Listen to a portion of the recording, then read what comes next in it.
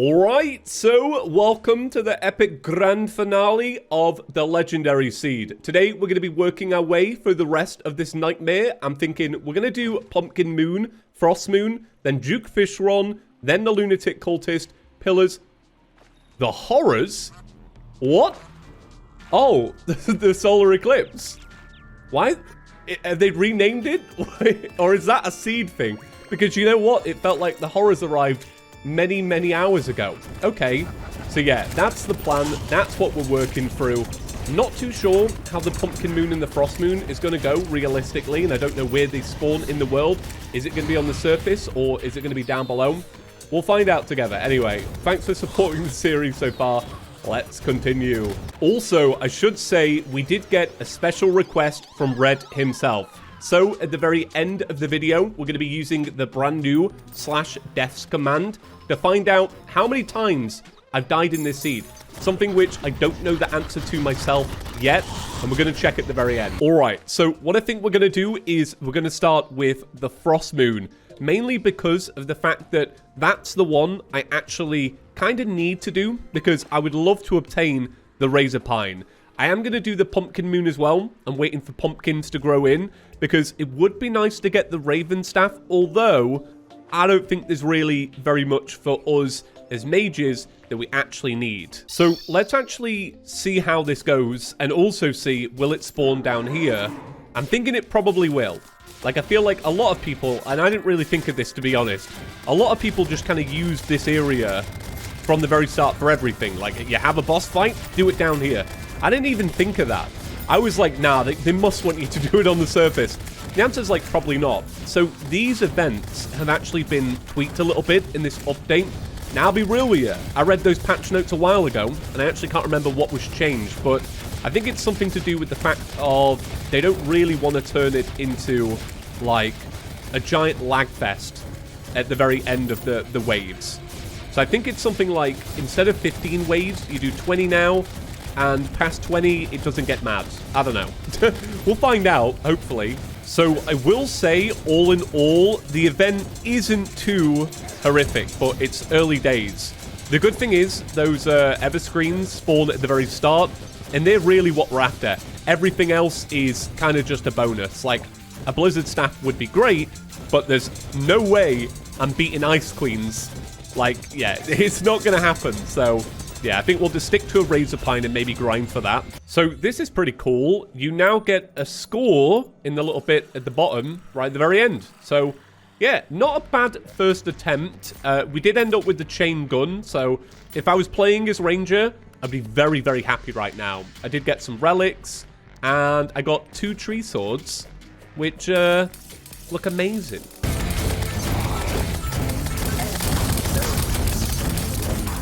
Hey, look at that. We got the Razor Pine. Hell yeah. Awesome. Okay, so farming, not too bad. Like, it's pretty much done now. So I'm not exactly sure what they've done to the Pumpkin Moon, because I'm not necessarily dying a lot during the Pumpkin Moon, but I am finding the whole thing, like, quite slow.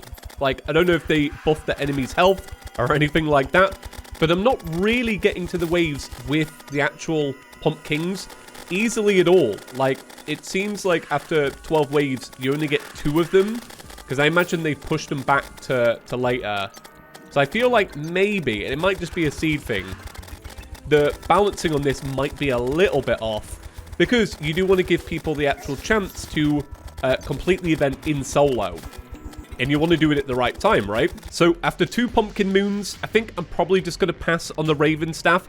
To be completely honest, we don't really need it. Alright, so we're going to go and try Duke Fishron. I've built a fairly normal arena. I'm using live statues still, but we're using asphalt and whatnot. Now, normally when I fight like an extreme version of Duke Fishron, what I'll typically do is build a giant platform like pretty high in the sky. So essentially you have like all that vertical space, and you can reset your wings.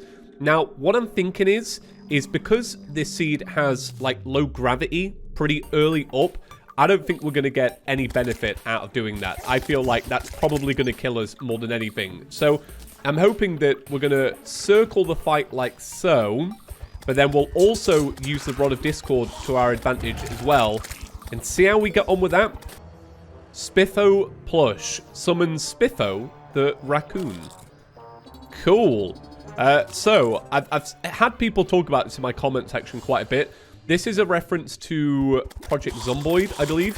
I've never played the game, so I don't know. If you lot didn't point it out, I would never have known. So I think what we'll do, by the way, is we'll try and... Okay, wait. Let me get into the zone. Okay. Oh, yeah. The low grav is real. I don't know what I was going to say. Try and survive, maybe? Try not die. That'd be nice. Oh, that was it. I'm going to swap to the other helmet later in the fight so that we can get the benefits of healing. But I don't know. Will I survive that long? Probably not. All right, so it's into its second phase already, and I'm dead. Yeah, the Sharknadoes are going to be a real problem because, like I said, we can't necessarily bring the fight upwards because we enter low gravity and we're going to get really slow, and we need momentum to get away. But I feel like maybe we can get away with one platform and try and get it to spawn the Sharknadoes up there. Oh my god. Oh, that is brutal. So I think I might actually end up just sticking with this healing hood because it is actually pretty good. Obviously the damage isn't quite there, but I mean, staying alive is also good. I just don't know what it's going to be like in the third phase. Maybe in the third phase I'll swap back to damaging and try and kill it quicker than it can kill me.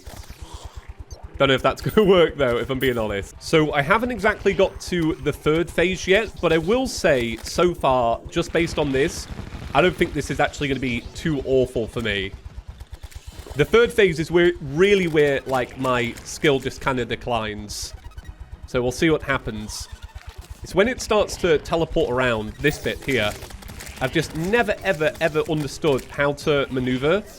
Okay, I don't know why, but... My eyes were here, but my character was here. So that's kind of the level of focus I've got. Not great. All right, we're going into the third phase now. So let's see if I can... No, I can't. So I want to try and get it into the third phase around there so that I can make it spawn Sharknadoes. I'm dodging the wrong way. The way I just said, how I've just learned, I'm doing it messed up. There we go. It's done. It's done. That was a sigh of relief, and also my back cracked. It's a terrible back. I don't know why I was born with this spine. Okay, right. Open it up. Bam. We got the tsunami. Wow. There are some playthroughs where I would be buzzing right now. Like, I'd be so stoked about the tsunami. So originally, I was gonna farm Duke Fishron for Sharknadoes, but then it kind of dawned on me that I'm only really getting a summoning weapon as like a little complement to the build. So I thought, well, if I'm gonna get a complement to the build, I may as well get the better summoning weapon. So right now, I'm grinding for the Xeno Staff. And then I'm fairly certain that's probably like the last thing we need to get. So what I'll probably do is I'll get this, well, hopefully if RNG allows it, and then I'm going to use some planter boxes as a platform. We're going to construct the mega platform in the sky, and then it'll be the Lunatic Cultists, and then hopefully the Moon Lord. All right, that's the first one defeated, and we got the Cosmic Car Key. So I'm not exactly sure if they changed the event or it's the seed messing with it, but like, where were the flying saucers? Like, I only saw one in the whole event. Like, I thought the way it worked is, towards the end, you face off against, like, a bunch of them, one after the other. But apparently not. And also, it's just dawned on me that this probably wasn't, like, super relevant to do, because if we can defeat the Lunatic Cultist, and fingers crossed it's not going to be a nightmare, the thing is, we can just do one of the pillars and make summoning weapons from that anyway, so, yeah. So one thing I will say, the very worst part about this entire seed is trying to do anything on the surface. Like, at the end, we are going to check the death count. I swear, the majority of my deaths in this playthrough have happened on this surface. Whether it's dying 50 times to try and just get to the dungeon to fight Skeletron, or just, like, dying 50 times trying to build a platform for Mechdusa. This isn't too bad. Like, I probably should have used planter boxes a while ago. Planter boxes are a lifesaver. because, you know, the way they place with Smart Cursor is chef's kiss. Alright, so it's time for the Lunatic Cultist. I think I'm going to rock this with the Healing Hood to begin with, and then we'll see how we get on, right? If it's awful, I'll probably skip on it. Okay, kill the little minions, then let's head up. What will this be like? Because my gut feeling is probably like, it's going to be fine. I don't know, I've always found the Lunatic Cultist to be a pretty chill fight. You know, it's almost like the warm-up for the Moon Lord. So if it did have some giant twist, I would actually be shocked. Wow, okay. So the dragon is a lot more intense. We're definitely going to be careful of hitting the wrong one. Alright, so I think the key to the fight really is making sure you don't hit a duplicate. Because if you don't hit a duplicate, it seems to be the same Lunatic Cultist, but it cycles its attacks a little bit quicker, maybe? Other than that, I can't tell a difference. Oh, no. Okay. So, when the dragon comes in, I need to be real careful of the dragon. That one. Oh, God, I'm rubbish at this. I should have really not messed up the first one. All right, yeah, that was a failure, but now I know. I'm really bad at remembering the real one. Do you know what it is? It's the same thing as Golem, where the Lunatic Cultist was so easy, I never got good at fighting it. Like, I got lazy with fighting it. Alright, it's that one. Yeah, okay, right, I figured it out. It's the extra, like, little white pixel on the eyes, isn't it? So, that attack there, where it sends out the little stars, is that an actual extra attack or not? Like I say, genuinely, because I've always found this fight so easy, I've never really noticed the attacks. Because the trick with the Lunatic Cultist really is move in a circle, and that's it. Like, just move in a circle around the fight, you'll be alright. Oh, no, Wyvern, please. Wyvern, please. Go on, you've completely messed up my rhythm. Leave me out of this, Wyvern. God, why is it always a Wyvern? Right, let me pick up all the loot. There we go, alright. Okay, so where do the pillars spawn? That's the question I want answered. Oh, no, wait, I can hear them. I can hear them. So is it on the surface? Let me double check. Right, I want to get to an area of safety before I pull up this map. Oh, they're underground. No. Why are they... Why is it like that? Okay, so I'm thinking of a quick entrance up. I think this will be our final one here. We'll finish this up, go up, and then we're on the platform. Oh, that's interesting. I don't think it's gonna matter all that much that they're underground. Like, I don't think that's gonna be a massive roll. Oh, 100! Oh my gosh, yes! Okay, now that is amazing. Really? Oh, Relogic, I could kiss you. Thank you so much. They finally reduced the number of enemies. Oh my gosh. That's actually made my day. Relogic, genuinely, thank you. I have wanted that for literally years at this point. When did 1.3 come out? It was a while ago, right? Oh my gosh. That's ace. So I think the first pillar we do is Nebula. I feel like that's probably the smartest because then we can get a free weapon out of it. Also, I don't know when they made this change. This might have been a thing for a while. I don't think it is, though. I really appreciate being able to use the pylons during the pillars. So one thing I will say, a really nice change to the Nimbus Rod is the fact that its duration is increased. So, I'm dead, but they're going to kill that Nebula pillar, theoretically. I mean, does damage work like this? Like, let me know, Terraria veterans. If I'm not on screen to see the damage, does the damage even happen? It must do, because look at that. Oh, that's ace. I can't say it enough, but the change to the pillars is one of my favorite things they have done in a very long time. For anybody that's ever seen one of my Let's Plays, you'll know I hate the pillars, and I hate the ending of Terraria, and I've hated it for actual years. I find the pillars, well, the old pillars, so boring that I used to hate playing the end of Terraria. I used to want to end after Golem. Like, legit, I just hated the Moon Lord. I was always so mardy to ever do it.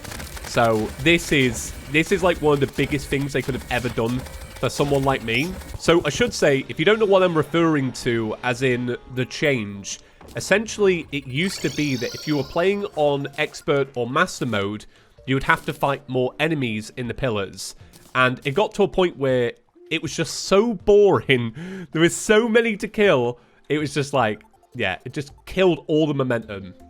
We are making the blaze. Should we make the blaze? Yeah, we'll make the blaze. I don't want to... I'm kind of nervous to make 2 weapons because I want to save my fragments in case we need to do a refight, which more than likely we will need to do. So that's the Stardust Pillar down. I will say, this one underground is a lot more annoying than I ever remember. Those worm ones that fly around, you get a lot more of those because you can't kind of manipulate the star cells, like regrowing and like having babies and growing up. So weirdly, and I think it's because you've got a lot of natural cover, the solar one is not bad at all. Whereas usually this is the one which I find to be the biggest grind. But yeah, I think because I've got cover everywhere, it's not bad. Like, all in all, pillars underground, not as awful as you'd think. The Stardust one was actually a little bit annoying though. Like, in the grand scheme of things, sure. But overall, very pleased. So, not gonna lie, my plan to bomb down to this pillar is going pretty terribly. Like, I feel like I'm in Shawshank Redemption. Like, I pop my head out for a couple of seconds, mine a little bit of the rock with some bombs, and that's it. I'm dead.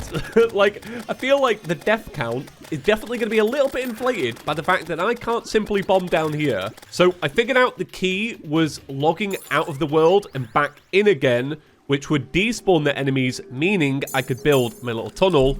I did lose my progress on it though, but I still feel like it's worth it. All right, so we have done the Vortex Pillar down here. I've got my Nimbus rods on the go. So it's all looking good. Now, what I'm going to do is I'm actually going to spawn back up above, and then we'll get prepped for the Moon Lord. Now, here's the thing. I know they made some changes to, like, farming the Moon Lord in the sense of he now spawns in quicker, for example. I don't actually know if that is only when you use a Celestial Sigil or just regularly. So we want to kind of get ready very quickly. Now, here's the thing. I'm extremely nervous for this fight because I'm kind of, whoa. Oh, that was lava. Right, permanent buffs. I can't believe I'm dipping into lava. That's real bad. Okay, so here's our arena. We're going to want to head to the right first. I'm so nervous. Okay, our health is not ideal. I really want to kind of get, like, fully healed up so that I've got a chance to actually use a healing pot when it spawns instead of using one now. All right, here we go. It's time for the Moon Lord. Okay, so one thing I need to remember as much as possible is the fact we have a Nimbus Rod. So I need to remember the Nimbus Rod. Will we be punished for using the Nimbus Rod? I don't actually know. No, okay, we aren't. All right. That could have easily happened. Right, so we do need to kind of go back on the fight now. So I'm going to go underneath. Flipping on a Moon Lord is actually, like, the worst thing you can do. It's rubbish. Okay, so Nimbus Rod time. Bam. Oh, sorry, I keep calling it a Nimbus Rod. People pointed this out in the last video. Sorry, I mean the Rod of Discord. I don't know why I keep getting it wrong. So it's not exactly ideal, but I do have to go underneath. We're going over here. All right, awesome. Health is low. It's not great at all. Ah, okay. Awesome. Great. I'm so gutted. I'm so gutted because now the grind begins. And I'll be real with you. I don't know if I'm ready for grinding. Ah, okay. So yeah, when you resummon in the fight, it spawns in a lot quicker. Like, I mean a lot. So I think the thing I've learned for this refight is we're gonna Rod of Discord better. As in, we're gonna utilize it a little bit more when actually trying to flip the fight. What I was trying to do is even out the hands. But I almost feel like I'd be better off not doing that. We shall see, though. For example, here, We've just Rod of Discorded rather than taking a bunch of damage going underneath. So just remembering to do stuff like that is going to really help. Also, I want to make sure... Whoa! Moon Boulder's real. Like, Moon Boulder. It's a real thing.